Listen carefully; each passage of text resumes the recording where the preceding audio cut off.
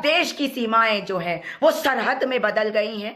आप मुझे बताइए कि किसका दर्द है जो हमें सबसे पहले देखना है? उन गरीब लोगों का जो सड़कों पे चल रहे हैं, पैदल चल रहे हैं। देश चलता है सबके मिलकर चलाने से, देश नहीं चलता किसी एक के चलाने से। मैं नहीं मानती कि सरकार अगर अकेले काम नहीं कर पा रही तो देश के लोगों को उसमें भागीदारी नहीं लेनी चाहिए। देश हमारा है, इसलिए हमारी भागीदारी होना आवश्यक है।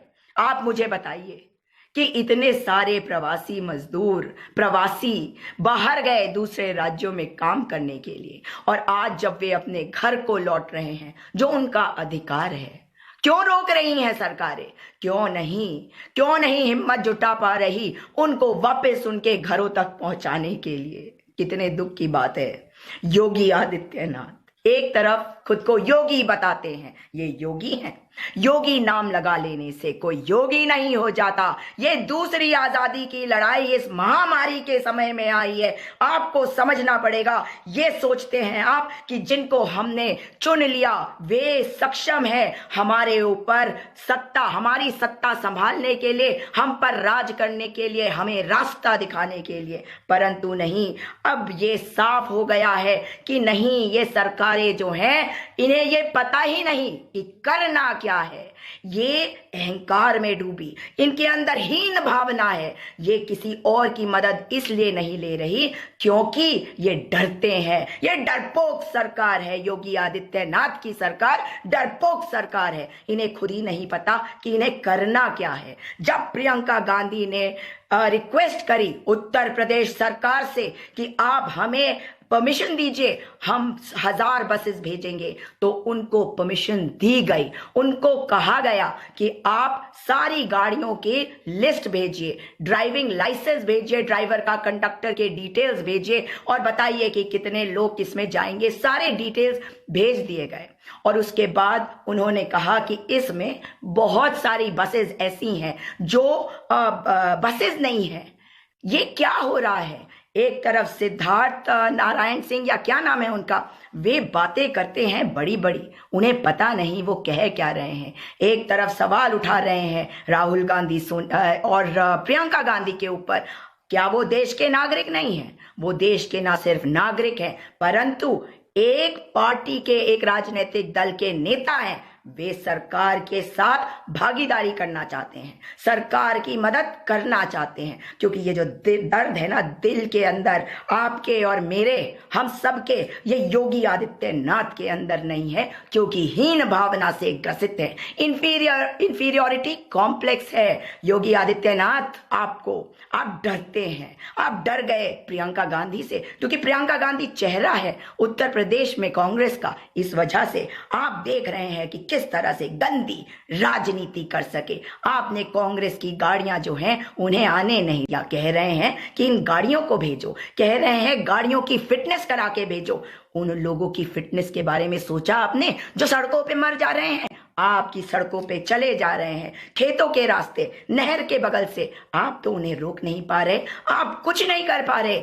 आप सक्षम ही नहीं है, सरकार में रहने के लायक नहीं है। और आपने आज ये पहचान लिया है, आपने देख लिया है, आप जानते हैं कि आप इस लायक नहीं है कि उत्तर प्रदेश की कमान आपके हाथ में हो। आनंद विहार को ले लीजिए या आज का की हालात देख लीजिए, आप सक्षम नहीं है। योगी आदित्यनाथ, आपकी पूरी सरकार लगी हुई है कि किस प्रकार से लोगों को उनके घर तक ना पहुंचने दिया जाए। कितनी बेशर्मी दिखा रहे हैं आप। आपको दर्द नहीं दिखाई देता? कैसे दिखाई देगा?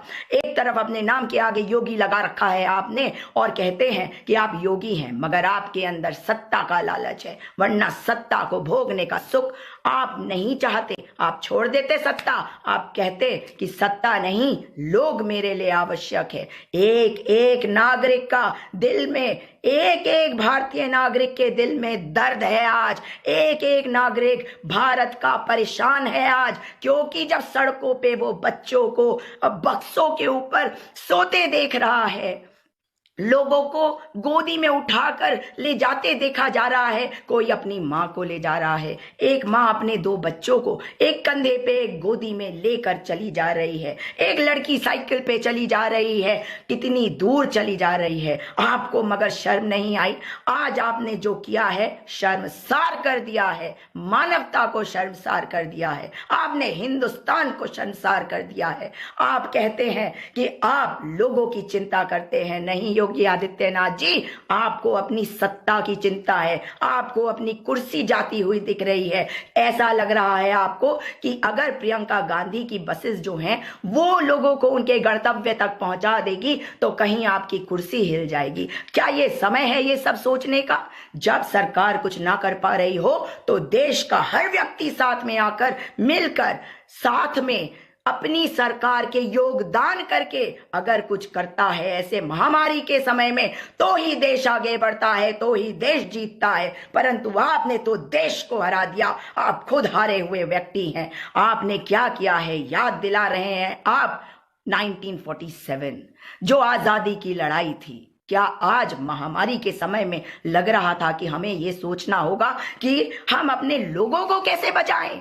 उस समय 2 देश बने थे, उस समय 2 देश बने थे और सरहद की बातें हो रही थी, सरहद को पार करने की बात हो रही थी। परंतु योगी आदित्यनाथ आप आज क्या कर रहे हैं? आपने सीमा को सरहद बना दिया। आपने उत्तर प्रदेश कांग्रेस के अध्यक्ष जो लल्लू जी हैं उनको उठवा दिया अपनी पुलिस के द्वारा। आप जानते नहीं। तो मैं देश की जनता को कहना चाहती हूं, नौजवानों को कहना चाहती हूं, अगर आपने ये सोचा हुआ है आज तक कि ये नेता सब कुछ जानते हैं तो मान लो मेरे बेटों मेरी बेटियों कि ये नहीं जानते कि इन्हें क्या करना है, ये नहीं जानते। आपके अंदर, आपके दिल के अंदर अगर सच्चाई होगी, कर्तव्य निष्ठा होगी, लोगों के लिए एम्पैथी, दया की भावना होगी, संवेदनशीलता होगी तो आप देश को सही रास्ते पे ले जा पाओगे। ये नेता नहीं कर पा रहे हैं, इसलिए आपका समय आ गया, आप आगे आइए और अगर गलती भी होगी आपसे तो उसको सुधारने का मौका बच्चों आपको मिल जाएगा। मगर जो ये गलतियां कर रहे हैं, ये दिल को तोड़ दे रहे हैं, ये जानते हैं कि जिस प्रकार से इन्होंने कहा था कि साइकिल को तोड़ देंगे, याद है आपको? मैं अपने बच्चों को कहना चाहती हूँ, इस देश की फ्यूचर जनरेशन को, आगे की पीढ़ियों को कहना चाहती हूँ कि आप जानते हैं ना इन्होंने क्या कहा था कि संक्रमण का साइकिल टूट जाएगा 21 दिन के लॉकडाउन में। और देख लीजिए क्या हुआ, संक्रमण का साइकिल नहीं टूटा, ये तोड़ रहे हैं देश को, ये तोड़ डाल रहे हैं हमारे गरीब भाई बहनों को। और ये गरीब भाई बहन जो है इनकी हाय लगेगी, इनकी हाय लगेगी। उन बच्चों के बारे में सोचिए, उनका कोमल स्किन जो है, उनका शरीर, कोमल शरीर, वो इस धूप में झुलस रहा है और इस व्यक्ति की कोई शर्म है नहीं, इस व्यक्ति को कोई लज्जा नहीं, इस व्यक्ति की कोई हया नहीं, इसको कोई फर्क नहीं पड़ रहा कि बच्चों को क्या हो रहा है। महिलाएं सड़कों पे प्रसव कर रही हैं, उनका प्रसव हो जा रहा है, लोग मर जा रहे हैं, मगर इन्हें कोई फर्क नहीं पड़ रहा। और कोरोना महामारी से कम लोग हादसों में मर रहे हैं, हादसों में मर रहे हैं। ये क्या कर रहे हैं? ये अपने घर में बैठे हैं, अपनी कुर्सी को पकड़ के बैठे होंगे कि कहीं कोई कुर्सी मेरी छीन ना ले। योगी आदित्यनाथ, आपको समझना होगा कि ये देश जितना आपका है उतना मेरा है, उतना प्रियंका गांधी का है, उतना राहुल गांधी का। बहुत हो गई आपकी बकवास, बहुत बोल लिया आपने, बहुत सवाल उठा लिए, बहुत प्रश्न उठा लिए, मगर अब समय यह है कि आप सबके साथ मिलकर चले। अगर आप सचमुच में इस देश को बचाना चाहते हैं, अपने राज्य को बचाना चाहते हैं तो सबको साथ लेकर चलिए। जो गलतियां कर रहे हैं उन गलतियों को बंद करिए, बदले की भावना से हर कार्य को कर रहे हैं। जैसे डॉक्टर कफील खान को आपने बंद करा हुआ है, आप बदले की भावना से सब कार्य कर रहे हैं। इसके पहले भी हम आपको देखते रहे, मगर लगा कि अब आपको मौका देते हैं क्योंकि आप काम कर रहे हैं, मगर नहीं, आप काम नहीं कर रहे हैं। जब तक आपको लगा कि पूरा अटेंशन आपके ऊपर है, पूरा फोकस आपके ऊपर है कि आप अकेले ही उत्तर प्रदेश में काम कर रहे हैं, तब तक ठीक था। जब चीजें बिगड़ गई तो चीजों को ठीक करने के लिए आपके पास हिम्मत नहीं थी, आपके अधिकारियों के पास हिम्मत नहीं थी, क्योंकि आपको तो राजनीति करनी है, आपको तो अगले चुनावों के बारे में सोचना है, आपको तो प्रधानमंत्री बनने के बारे में सोचना है। आपको कोई फर्क नहीं पड़ता योगी आदित्यनाथ, आप अपने नाम के आगे से योगी हटा लीजिए, आप अपने नाम के आगे से योगी हटा लीजिए। अगर सचमुच के योगी हैं तो आज अपने गुस्से को कंट्रोल करिए, संयम दिखाइए। कैसे रोए थे जब आपकी सिक्योरिटी आपसे छीन ली गई थी, याद है मुझे, संसद में बिलक बिलक के ए करके रो रहे थे। कैसे रो रहे थे? आज आपको आंसू नहीं दिख रहे ना उन गरीब लोगों की, जिन गरीबों के ऊपर आप लठ बजा रहे हैं? उन बच्चों की कोमलता नहीं दिख रही? उन महिलाओं को नहीं देख सकते आप? ये माताएं बहनें हैं, इनको जो दर्द होगा उसकी हाय जो है वो बहुत बुरी होगी, इस देश को लग जाएगी। इसलिए मेरे देश के बच्चों, आप ये याद रखिए, मैं अपने देश के हर नागरिक को कहना चाहती हूं, इन पर भरोसा मत करिए। ये नेता किसी भी देश के हों, आज इस महामारी में ये दिख गया है, ये वैश्विक महामारी है। उधर डोनाल्ड ट्रंप को देखिए, वे नहीं संभाल पा रहे अपने देश को। किसी भी देश में देख लीजिए, जहां भी संभाल पा रहे हैं वहां समझ बूझ और संयम वाले लोग हैं, संवेदनशील लोग हैं। हमारे देश में जिस प्रकार की राजनीति करने वाले लोग हैं, ऐसे लोग कहीं नहीं है। इसलिए राजनीति से ऊपर उठिए। अगर आपके अंदर जरा भी शर्म है योगी आदित्यनाथ जी, तो उठिए और अपने अधिकारियों को अभी त्वरित कार्यवाही करने को कहिए।